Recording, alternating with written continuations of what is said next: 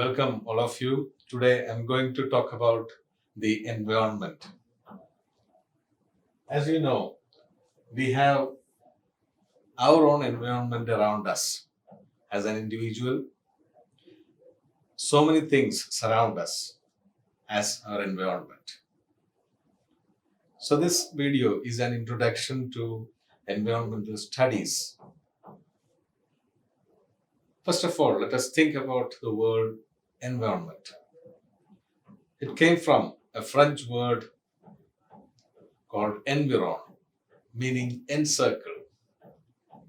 As we all know, all the individuals are encircled by different types of environment, both living and non-living things around us. So, what is meant by environment? Every living and non-living thing which surround us is called our environment. And living things has to adapt with the environment for their sustenance. Because environment doesn't want human beings or any living things to sustain. But we human beings need environment for better living. So it is our duty to protect environment. So in order to protect the environment, we should have an awareness about what is happening around us. The nature has so many resources which are reserved for human being and all the living things. And we have to know about the facts, and we should know the informations regarding all the environment around us. And that is called the environmental studies. Environmental study is a way of life. We cannot stop studying environment, or we cannot restrict the study of environment to a particular semester. It has to be studied throughout our life, and it has to be practiced in our daily life. And it is an act of an individual to protect the environment, because environment gives us all the resources which we need to survive. That is why we call environment as Mother Nature. But as human beings, we are always in a track of development. But this development conflicts the environmental conservation. That is, our development will degrade the environment. So we have to balance our development and conservation of the environment to have a sustainable development for a better future. Now, if you want to define the environment, it refers to the total conditions around us at a particular point and space and time. So you can have different kind of definitions for environment. There is no specific definition for environment. You can have your own definitions. And we can broadly divide the environment into four segments. The first one is the atmosphere. Atmosphere is the air above the Earth's crust, from which we acquire oxygen to breathe, and it contains so many gases which are used for many purposes. For example, carbon dioxide is there, which promotes the photosynthesis. Oxygen is there, which is used for respiring by the abiotic species. So atmosphere is very important, and it has a rich resource of various gases. And the atmosphere can also be subdivided into different fragments like troposphere, stratosphere, mesosphere, etc. And we all know that there is a layer in the stratosphere called ozone layer, which protect us from the ultraviolet rays of sun. So it is a natural umbrella which filters the sun rays. So atmosphere is very important regarding the life of human beings. Second one is hydrosphere. Hydrosphere consists of the water bodies in the globe. We all know that 70% of the globe is full of water. But among the 70%, 98% is non-potable water. We cannot use it for drinking purpose. It consists of ocean and which cannot be used for drinking. And only 2% of water is potable. So we can imagine how precious is the water resource.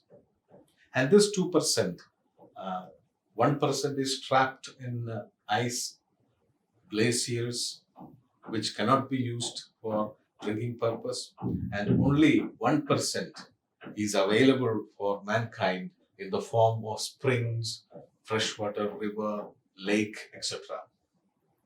So hydrosphere is another resource for human being. Apart from this water source, it consists of different kinds of aquatic life, fishes which we consume.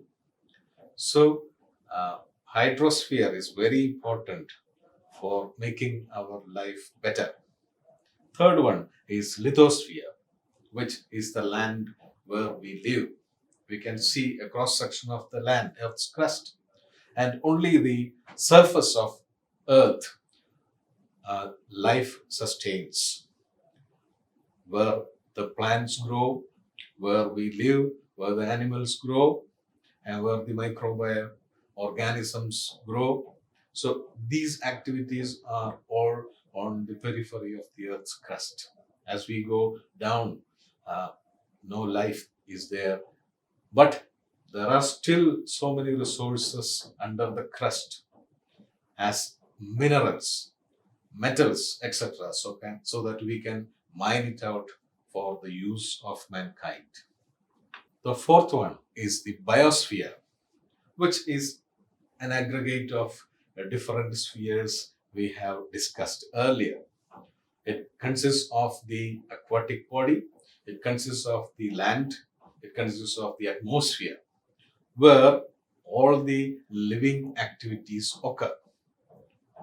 So, in the aquatic system, we can see fishes, and in the land, animals, and in the sky, there are lots of birds, and these are all constituting the biosphere. And we cannot have a definite boundary for the biosphere. And our Pope Francis is a strong environmentalist, and he himself written an ecclesiastical letter called Laudate Si in order to give us an awareness about the importance of our environment, importance of nature. Nature has to be considered as our own home and has to be protected like anything. So, without protecting the nature, human being cannot survive in this nature. So, we have our responsibility to protect the nature, which is the highlight of this book written by Pope Francis. Now, there is another sphere called Biosphere that we have discussed earlier, which consists of many things. Now, I will talk a little more about the biosphere because this is the sphere where life pertains.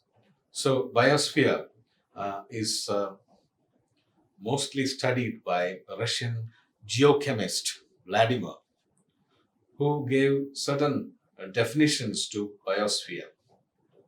And biosphere is regarded as a zone on the earth which is naturally capable of supporting life.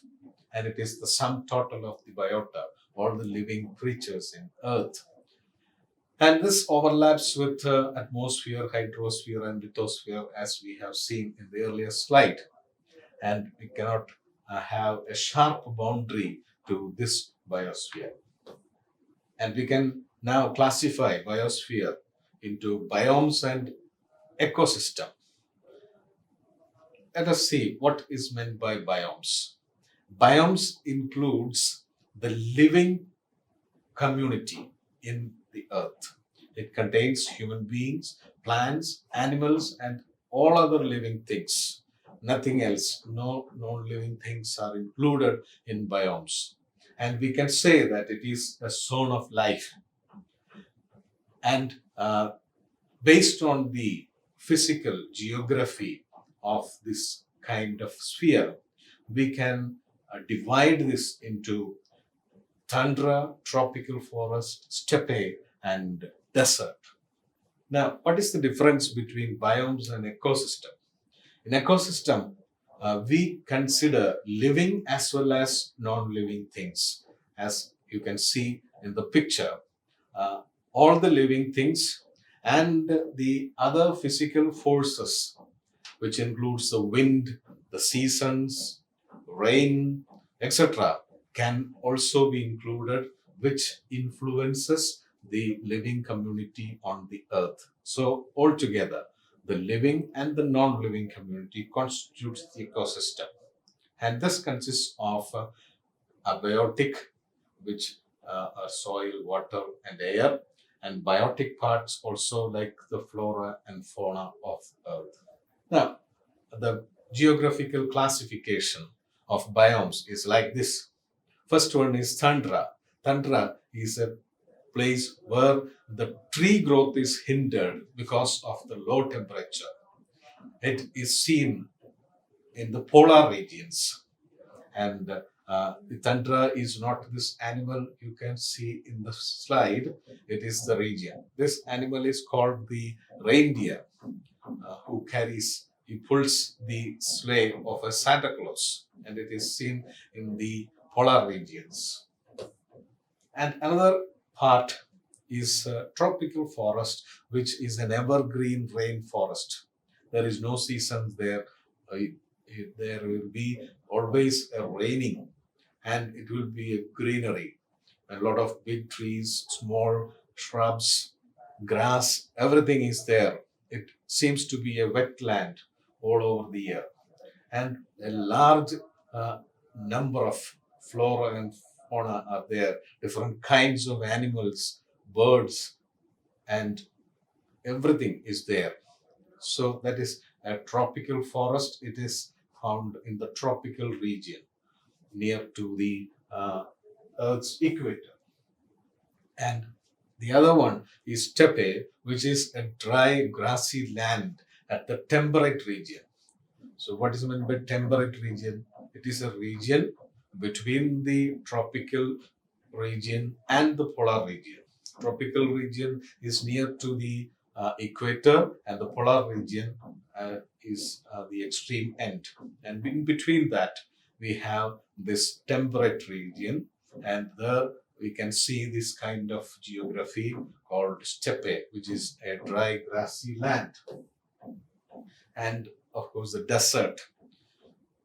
It is a barren area of landscape where little precipitation occurs. Precipitation means the rain.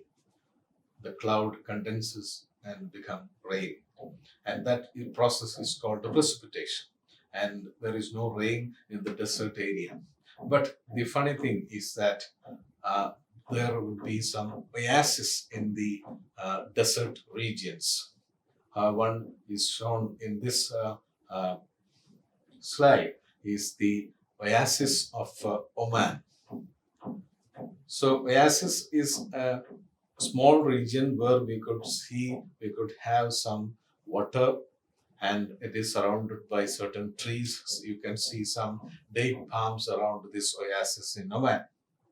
And there is a borderline region called Ecoton in between these different land segments of lands. that is in between a lake habitat, in between a marshy land, and in between a forest habitat. And these two lands overlap somewhere here, and this region is called the overtone. So it is called overtone because the living things which are very special to this particular region can overlap to this region, and certain species from this area can overlap to the other region. And the area of this overlap between the neighboring biomes is called the ecotone. Now, so from this discussion, we can have a definition for environmental studies. We can see that it is a multidisciplinary study of our nature and human impact on its integrity. So there is always a link between environment and human community. So this is an interaction between human and environment. So by this, we'll conclude this first part. Thank you.